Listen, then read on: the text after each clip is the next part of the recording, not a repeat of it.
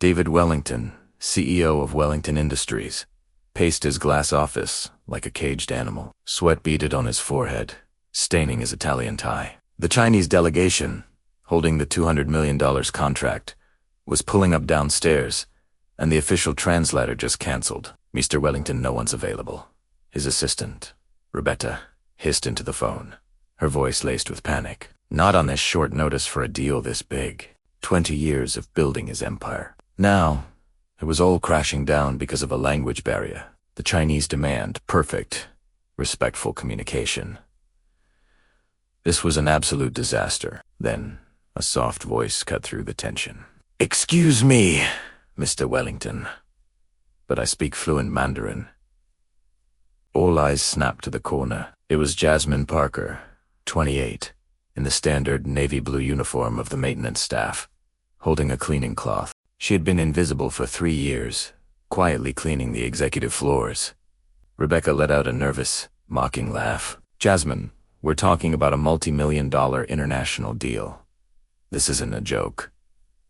David Despera studied her. "You speak Mandarin, Cantonese, and a little Taiwanese." Jasmine replied, meeting his skeptical gaze. "I studied Oriental linguistics at Howard University before I started working here." Rebecca's amusement instantly flipped to fury. "David, you can't be serious. A cleaning lady conducting the most important meeting of the year?" "Prove it," David challenged. "Say something in Mandarin." Jasmine took a breath and spoke. Her Mandarin was flawless, confident, and authoritative. Even though David didn't understand a word, he felt the power in her voice. "I said it is an honor to meet them, and we hope for mutually beneficial results," Jasmine calmly translated. A standard, respectful business greeting. David's decision was instant. He looked at the clock. "You have 20 minutes. Put on something appropriate. Meet me in the conference room."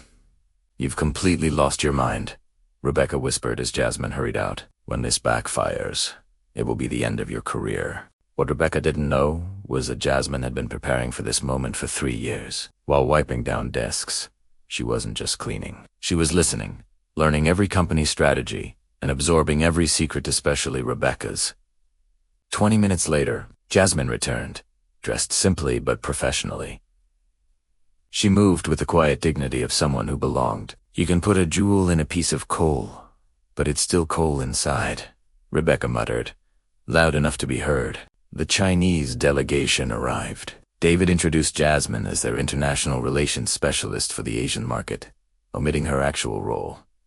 Mr. Chun, the leader, immediately lit up when she greeted him in perfect Mandarin, praising their punctuality, a key Chinese virtue. For the first 15 minutes, the meeting flowed flawlessly. Jasmine translated not just the words, but the cultural subtext. This success was too much for Rebecca. She had to strike.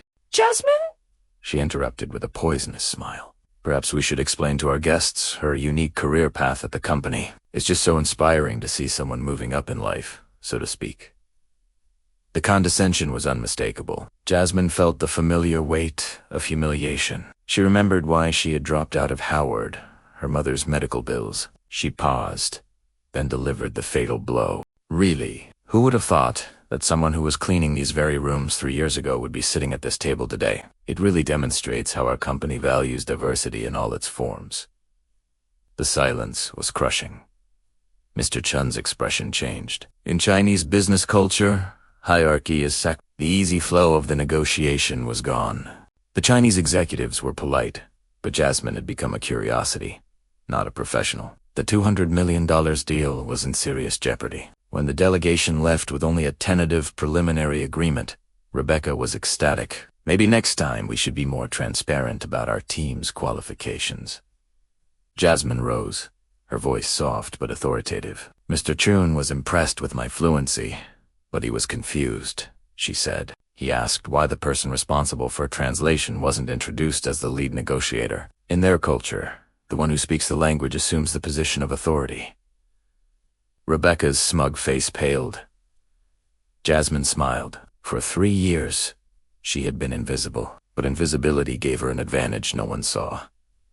Unrestricted access. She knew every weakness, every lie, every secret Rebecca held. 2 hours later, back in her uniform, Jasmine got a text. In Mandarin. It was from Mr. Chun, requesting a private meeting. He wasn't just evaluating a translator. He was evaluating a strategist. That night, Jasmine opened a digital file she had been building for 2 years. Wellington Industries irregularities. It contained 63 pages of evidence. Printed emails, call logs, and, most critically, photos of documents proving Rebecca had deliberately sabotaged 3 contracts with companies run by black people. The next morning, the Wellington executive boardroom was tense. David called an emergency meeting. Rebecca, confident she could pin the $200 million loss on the incompetent cleaning lady, began her defense. The door opened. Jasmine walked in, impeccably dressed, carrying a leather briefcase. "I'm sorry I'm late," she said calmly. "Takinga Sayat. I was finishing up some important information for the meeting." Jasmine opened her laptop. Mr. Chun discovered evidence of bid rigging and sabotage against competing companies. "That's ridiculous." Rebecca exploded. "What kind of evidence could a cleaning lady have?" "The kind you gather when you're invisible for 3 years," Jasmine replied, her smile devastating. She projected an internal email from Rebecca, detailing confidential information shared with a competitor. Then, spreadsheets showing how Rebecca inflated costs on projects led by minority employees, forcing their cancellations. "This is a setup," Rebecca shouted, jumping to her feet. Jasmine played a recording from the company's own security system, captured during a private discussion. Rebecca's voice echoed through the room. "We can't allow these types of people to think they belong in executive meeting rooms. ... David Wellington's face was stony. "You have 30 seconds to explain why you shouldn't be fired for cause." Rebecca stammered. "She's just a resentful cleaning lady who is our new director of international relations," David interrupted. "And you're fired." As Rebecca was escorted out, her career in ruins, she shot Jasmine a venomous look. "You may have won today, but that doesn't change what you really are." Jasmine met her gaze. "You're right.